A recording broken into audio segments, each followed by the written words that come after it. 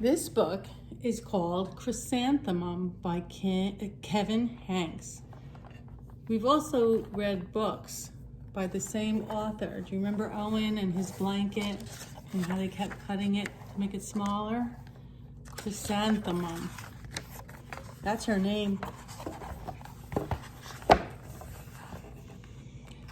The day she was born was the happiest day in her parents' lives. "She's perfect," said her mother. "Absolutely," said her father. And she was. She was absolutely perfect. "Her name must be everything she is," said her mother. "Her name must be absolutely perfect," said her father. And it was. Chrysanthemum. Her parents named her Chrysanthemum. Chrysanthemum grew and grew and grew. And when she was old enough to appreciate it, Chrysanthemum loved her name. And here are pictures of you can see from the time she's a baby and all the things she does as she gets older and older. She loved the way it sounded when her mother woke her up. She loved the way it sounded when her father called her for dinner. And she loved the way it sounded when she whispered it to herself in the bathroom mirror. Chrysanthemum, chrysanthemum, chrysanthemum. Chrysanthemum loved the way her name looked when it was written with ink on an envelope. She loved the way it looked when it was written with icing on her birthday cake. And she loved the way it looked when she wrote it herself with her fat orange crayon. Chrysanthemum, chrysanthemum, chrysanthemum.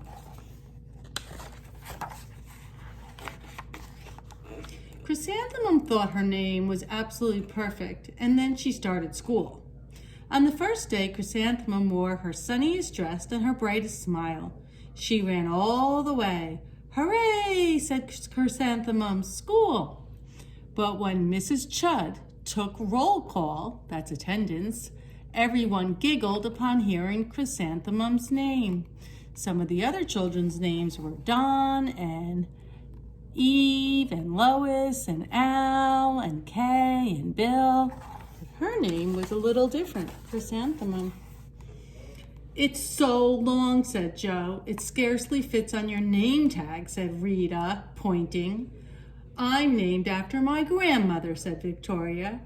"You're named after a flower." Chrysanthemum wilted. She did not think her name was absolutely perfect. She thought it was absolutely dreadful. The rest of the day was not much better. During nap time, Victoria raised her hand and informed Mrs. Chud that Chrysanthemum's name was spelled with 13 letters. "That's exactly half as many letters as there are in the entire alphabet," Victoria explained. "Thank you for sharing that with us," Victoria said. "Victoria," said Miss Chud, "now put your head down." "If I had a name like yours, I'd change it," Victoria said, as the students lined up to go home. "I wish I could," thought Chrysanthemum miserably. "Welcome home," said her mother. "Welcome home," said her father. "School is no place for me," said Chrysanthemum. "My name is too long. It scarcely fits on my name tag. And I'm named after a flower." There is a flower called Chrysanthemum. "Oh, pish," said her mother. "Your name is beautiful and precious and priceless and fascinating and winsome," said her father. "It's everything you are," said the mother. "Absolutely perfect," said her father. Chrysanthemum felt much better after her favorite dinner, macaroni and cheese with ketchup, and an evening filled with hugs and kisses and parcheesi. That night, Chrysanthemum dreamed of that her name was Jane. It was an extremely pleasant dream. The next day, Chrysanthemum wore her comfortable jumper. She walked to school as slowly as she could. She dragged her feet in the dirt. "Chrysanthemum, chrysanthemum, chrysanthemum," she wrote. "She even looks like a flower," said Victoria. as Chrysanthemum entered the playground. "Let's pick her," said Rita, pointing. "Let's smell her," said Joe. Chrysanthemum wilted. She did not think her name was absolutely perfect. She thought it was absolutely dreadful. The rest of the day was not much better. During nap time, Victoria raised her hand and said, "A chrysanthemum is a flower. It lives in a garden with worms and other dirty things." "Thank you for sharing that with us, Victoria," said Mrs. Chudd. "Now put your head down." "I just cannot believe your name," Victoria said, as the students lined up to go home. "Neither can I," thought Chrysanthemum miserably. "Welcome home," said her mother. "Welcome home," said her father. "School is no place for me," said Chrysanthemum. "They said I even look like a flower. They pretended to pick me and smell me." "Oh, pish," said her mother. "They're just jealous and envious and begrudging and discontented and jaundiced," said her father. "Who wouldn't be jealous of a name like yours?" said her mother. "After all, it's absolutely perfect," said her father.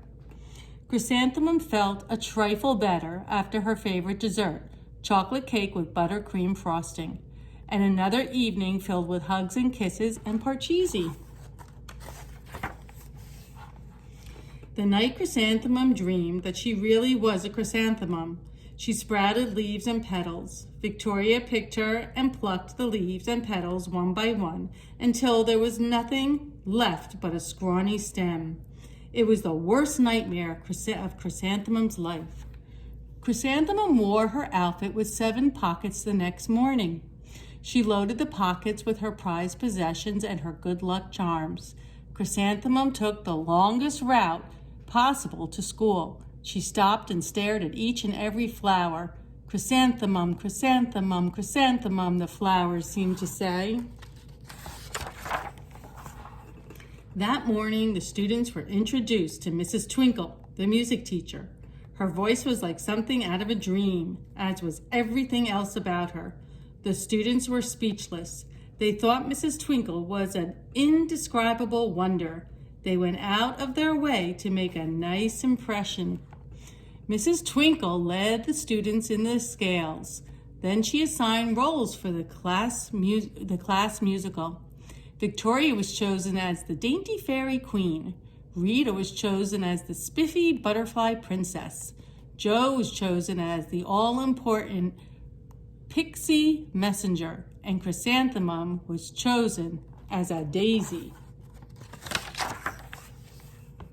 "Chrysanthemum's a daisy, chrysanthemum's a daisy," Joe, Rita, and Victoria chanted, thinking it was wildly funny. Chrysanthemum wilted. She did not think her name was absolutely perfect. She thought it was absolutely dreadful. "What's so humorous?" asked Mrs. Twinkle. "Chrysanthemum," was the answer. "Her name is so long," said Joe. "It scarcely fits on her name tag," said Rita, pointing. "I'm named after my grandmother," said Victoria. "She's named after a flower." "My name is Long," said Mrs. Twinkle. "It is," said Joe. "My name would scarcely fit on a name tag," said Mrs. Twinkle. "It would," said Rita, pointing. And Mrs. Twinkle, "I'm named after a flower too." "You are," said Victoria. "Yes," said Mrs. Twinkle. "My name is Delphinium." "Delphinium, Twinkle. And if my baby is a girl, I'm considering Chrysanthemum as a name. I think it's absolutely perfect." Chrysanthemum could scarcely believe her ears. She blushed, she beamed, she bloomed. "Chrysanthemum, chrysanthemum, chrysanthemum." Joe, Rita, and Victoria looked at Chrysanthemum longingly. "Call me Marigold," said Joe.